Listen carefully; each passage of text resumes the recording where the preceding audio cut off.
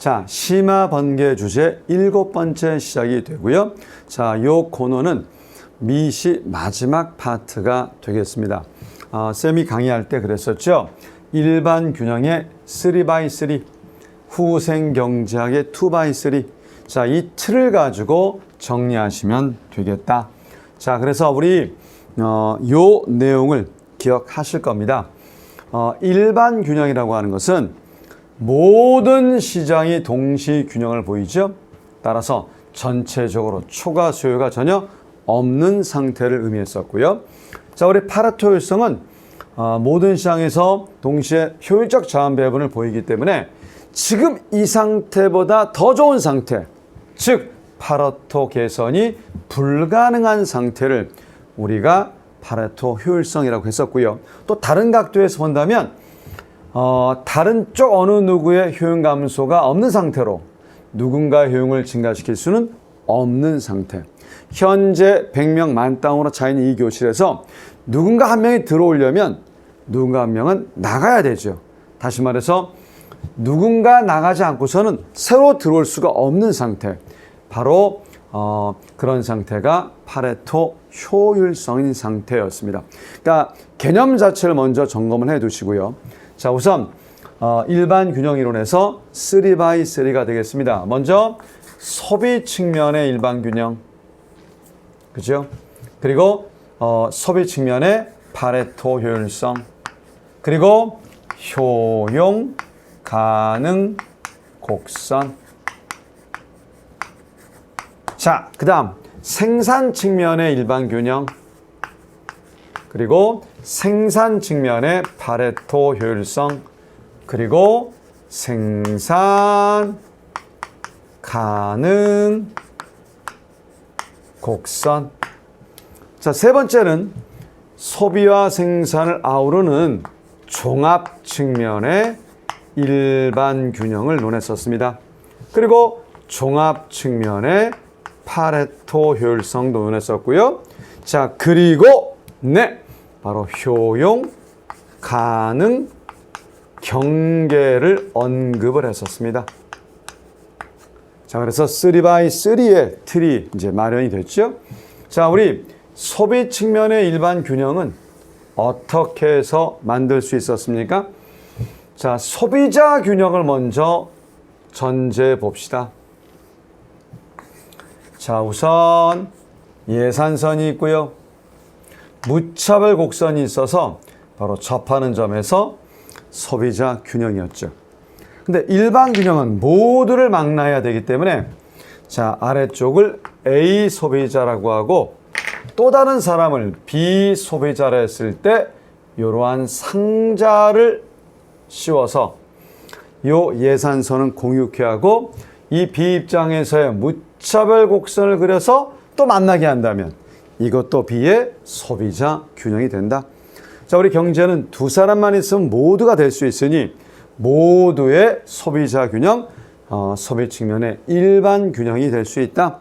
자, 조건은 따라서 어떻게 잡았었습니까? 우리 여기요. A의 MRSXY. 자, 이거요. B의 MRSXY. 가운데 예산선은요. PY분의 PX. 그래서 일치시키시면 된다. 자, 그 다음 우리는 소비 측면에 뭐를 잡았었습니까? 파레토 효율성을 잡았었죠. 자, 우리 소비 측면의 파레토 효율성은 소비 측면의 일반 균형에서 누구만 제거하면 된다? 예산선. 자, 그래서 무차별 곡선을 그려주고요. 그 다음 B라는 사람의 무차별 곡선을 그려서 서로 접하게 하는 어떤 점이 있겠죠. 그런 점들을 이은 걸 우리는 소비의 계약 곡선이다 라고 불렀고요. 바로 이 포인트들이 자, 더 이상 개선이 불가능한 파레토 효율성인 점들이었습니다. 자, 그래서 A의 무차별 곡선의 접선의 기울기와 B의 무차별 곡선의 접선의 기울기가 일치하게 되면 바로 소비 측면 파레토 효율성이었죠. 그래서 이러한 조건을 우리가 만족할 수 있을 때 소비 측면 파레토 효율성이다 라고 했습니다. 자, 그렇다면 이러한 소비 측면 계약 곡선을 자, 효용 공간에 옮겨둔 것, 효용 공간에 옮겨둔 것, 여기를 UB, 여기를 UA라고 했을 때 대략 3개의 단계로 구분합니다. 3개의 단계로 구분을 해서요. 우선 자, 여기를 A, B, C라고 한다면 스몰 a는 자, A, large A 입장에서 가장 낮은 수준의 효용, 바로 여기입니다. 자, large B 입장에서는 여기가 제일 큰 수준의 효용이니까 여기를 표시하면 여기로 뭐 할 수 있다? 옮겨올 수 있다라고 했죠? 같은 방식으로 스몰 c는요, large A 입장에선 가장 뭡니까? 높은 효용. 하지만 large B 입장에선 가장 낮은 단계. 그래서 요 포인트로 옮겨올 수 있습니다. 아마도 B를 옮겨오면 요 포인트가 될 것이다. 그래서 이러한 점들을 이었을 때 우리 이걸 뭐라 했습니까? 효용 가능 곡선. 따라서 효용 가능 곡선의 모든 점들은 자, 소비의 계약 곡선상의 점, 다시 말해서 소비 측면 파레토 효율성인 점들을 옮겨 놓은 점이라서 전부 다 파레토 효율성은 구형화하고 있다 라고 정리했었습니다. 이와 마찬가지로 생산 측면 일반 균형, 생산 측면 파레토 효율성, 생산 가능 곡선을 도출할 수 있죠.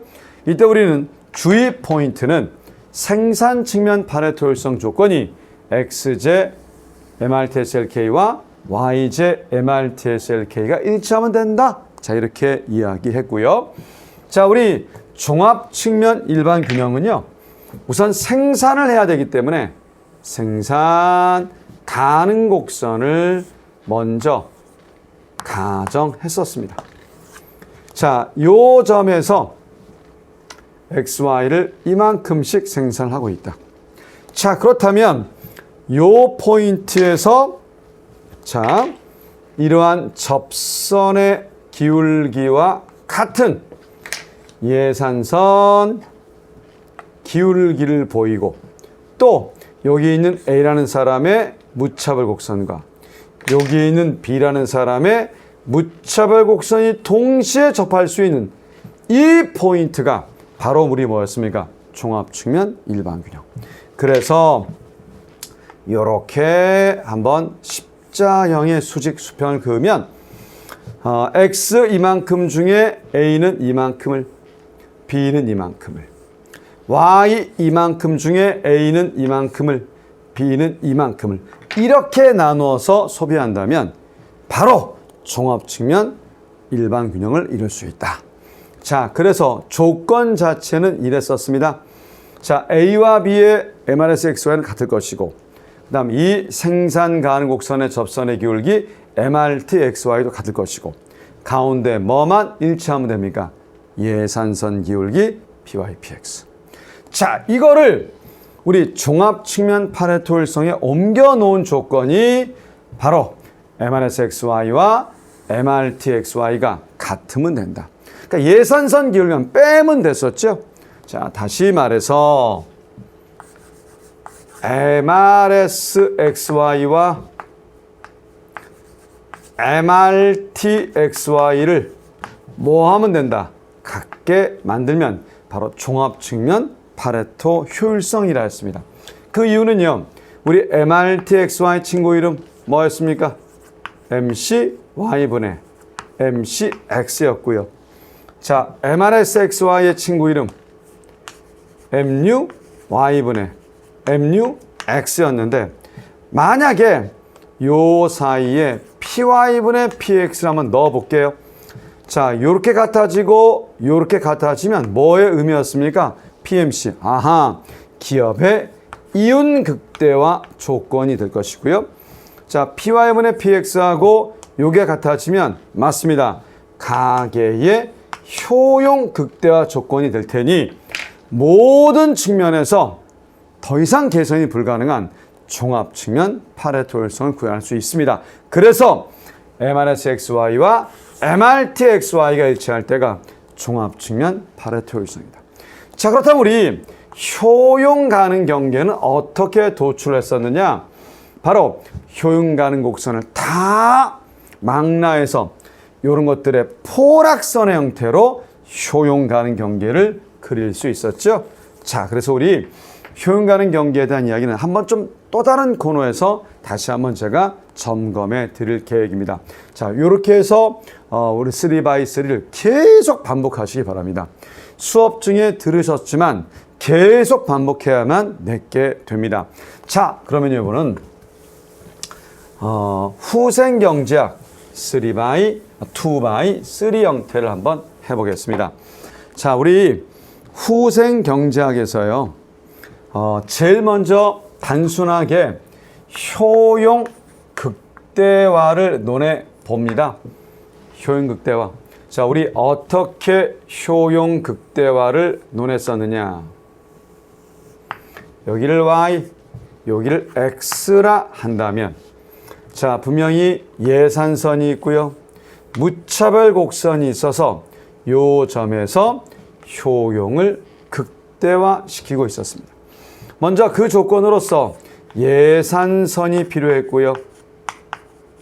자, 그리고 무차별 곡선이 필요했었습니다. 그리고 이 무차별 곡선을 도출하기 위해서 효용 함수의 마인드가 필요했고요. 자, 우리 이 효용 함수의 우리 취급에서 주로 쓰이는 것은 대략 세 가지 형태였었죠. 선형. 자, 레온티의 평은 늘 제가 L자로 쓴다 했습니다. 자, 그리고 1차 CD형. 자, 세 가지 형태가 있었습니다. 자, 이거와 대응되게끔 뭐를 보자? 사회, 후생, 극대화를 논해보자. 자, 같은 차원에서 봤었죠? 자, 먼저 제약 조건으로서 예산선 대신에 효용 가능 경계를 도입을 했고요. 효용 가능 경계.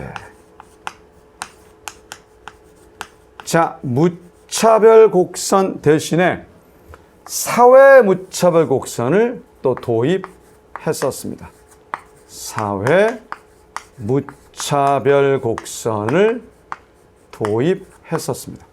그리고 사회 무차별 곡선을 도출하기 위해서 사회 후생 함수도 필요했고요.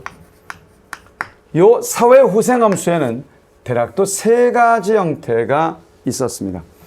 우리 선형과 대응되는 공리주의. 자, 레온티어평과 대응되는 롤스형. 1차 CD와 대응되는 평등주의 형태가 있었죠. 자, 여러분들은 이러한 틀을 먼저 만들어야 된다. 자, 그리고 난 다음에 자, 이런 얘기 했습니다. 선형은 완전 대체 관계로서 더해서 표시하고요. 레온티어평은 완전 보완 관계로 각계해서 표시하고요. 1차 CD는 곱해서 표시했었습니다. 이러한 것을 사회 우생함수에서 각각 공리주의, 롤스 평등주의로 바꿨기 때문에 공리주의도 더해서, 롤스는 각계해서, 평등주의는 곱함으로써 사회 후생함수를 표시할 수 있었고요. 자, 그렇다면 이 선형의 완전 대체 관계에서의 무차별곡선은 우하향의 직선이었죠. 자, 우리 레온티어평은 자, L자형이었죠. 1차 CD는 볼록의 모습이었습니다. 똑같이 공리주의의 사회 무차별곡선도 선형과 같은 우하향 직선, 롤스도 레온티어평과 같은 L자형, 평등주의는 1차 CD형과 같은 볼록의 모습이다. 자, 여러분들, 이걸 자꾸 이해하려고 하지 마시고요. 틀 속에서 반복해서 그러면서 완성해 가면 이해가 되는 거예요. 그러니까 경제학습은 국사 스토리 들으면 다 이해된다. 그런 차원이 아니라 무한 반복을 통해서 내 거로 이해가는 과정입니다. 쌤이 일요일 날 어쨌든 시간과 많은 비용을 투입해서 이런 걸 촬영하는 목적은 반복을 유튜브 상에서 좀 더 효과적으로 하라. 그런 취지에서 말씀드린 것이기 때문에 오늘 이 내용들은 우리 수업 중에 다뤄진 내용이지만 그걸 토대로 이 틀을 자꾸 읽어서 틀 자체가 공고히 됐었을 때 그때 비로소 완성의 틀이 잡힌다라고 할 수 있습니다. 자, 오늘 좀 어려운 내용이었고요. 반복을 무한 부탁드리겠습니다. 저는 다음 주 8주차 때 심화반개 8번으로 만나 뵙겠습니다.